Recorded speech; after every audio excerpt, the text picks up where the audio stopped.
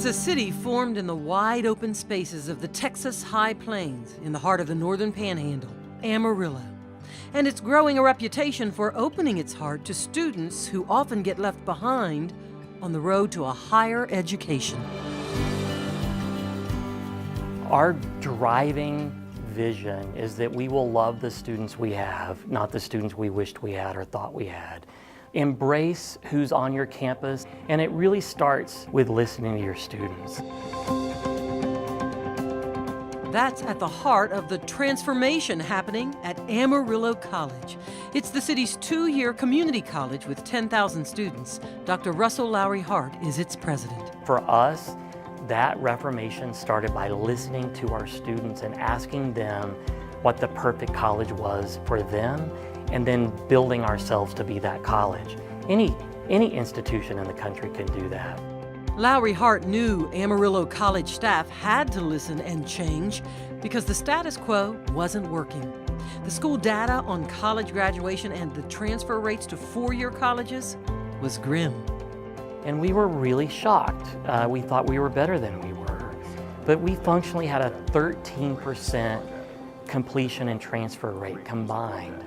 That's not worthy of our community. That's not worthy of our students. So that data point is what launched our movement to understand who our students were and how we could love them more effectively. Lowry Hart started surveying students to see why so many couldn't complete their associate's degrees. It wasn't academic issues, it was all life issues. The top 10 barriers our students identified were life issues: healthcare, food, housing, transportation, childcare, utility payments. Our students were telling us repeatedly that they were dropping out of school because their car broke down or they lost their childcare. How can you expect your students that have kids to come to your class when they can't put their children in childcare? A citywide study showed that less than a third of Amarillo residents had a post-secondary education. The majority of our community is living in the war zone of poverty.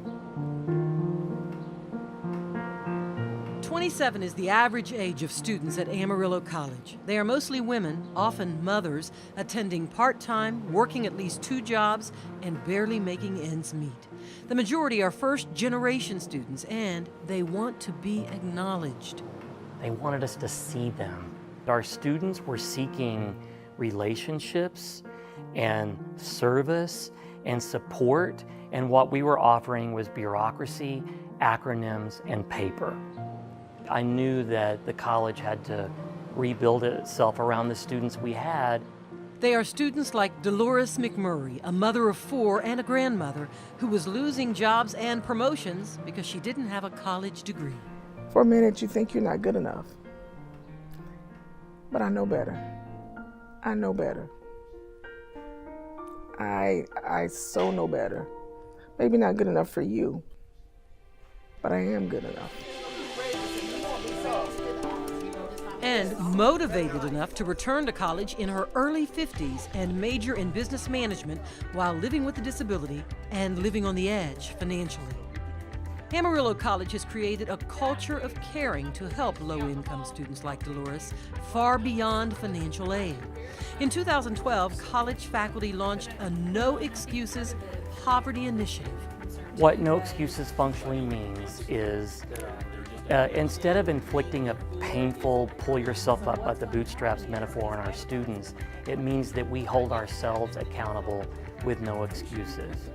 So in higher education, if you remove excuses from the work that you're doing, then it doesn't matter if the high school prepared them. It doesn't matter if the students come to your report. Then you have to build systems to address that barrier. And that work has been incredible. That work at Amarillo College includes more tutoring assistance for students, poverty training for all faculty, and an early alert system with engaged instructors tuned into students' needs. And they can click their early alert and say, this student's got a transportation barrier or a childcare barrier, and that will automatically go to our social workers and they will intervene. Social workers oversee a 2-year-old advocacy and resource center, the nucleus of the Poverty Initiative, where Dolores and many others receive help. Hi, good to see you. We provide traditional tuition and textbook scholarships along with childcare assistance and transportation assistance in the form of gas reimbursement. The Advocacy and Resource Center, also called the ARC, has a food pantry, a clothing closet, and oversees an emergency fund from the Amarillo College Foundation. The fund helps students pay for things like car repairs, utility payments, and rental assistance. And staff connects students to community resources, too. Hello, Miss Joe. How are you? Although Dolores works at a bingo parlor and has even worked 2 jobs at times to pay bills, she says her college dreams would have ended without support from the ARC. You have no idea how much I thank you guys. Many days I didn't know how I was going to make it. Well, thank you so much. Thank you guys so much. The warmth and just home. Yeah. This is really like home. They help my spirit. They help my heart. They help just my whole mindset. They didn't make you feel this little. They made you feel this big. Even when I was low on food or with my rent, when I lost my job and didn't know how everything was, I had my rent paid. Emergency funds have kept Edward Pena from dropping out of college. He works at a nursing home, but he's also working on an associate's degree in nursing at Amarillo College and plans to become a doctor. His father always told him, "You need to go to school. Education is the best. That's going to take you anywhere. You know, it's going to open doors."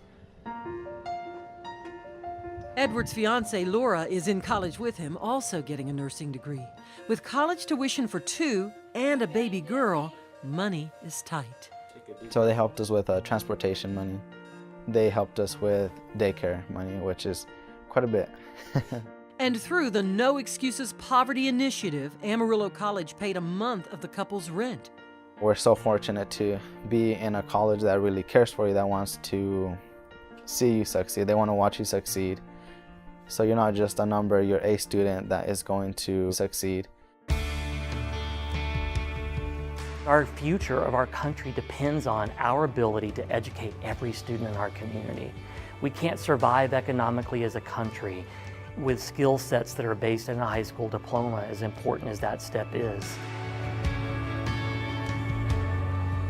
And the future of higher education rests on our ability to love the lowest income students, the most at-risk students, to success, and rebuilding ourselves so that they can actually lead our communities forward. Time reveals a new story of student success at Amarillo College in light of the new poverty initiatives. Students' completion rates have tripled. And I'm proud to say that in 2017, our completion rates were 45%.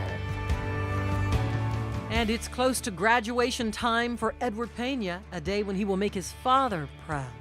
I'm very excited for him to be in the stands, waiting to hear my name be called. Even my grandchildren want to do it. Dolores' grandkids already want to follow in her footsteps. She's close to graduation day, too. I will probably be bawling. I may bawl before then. I may bawl today.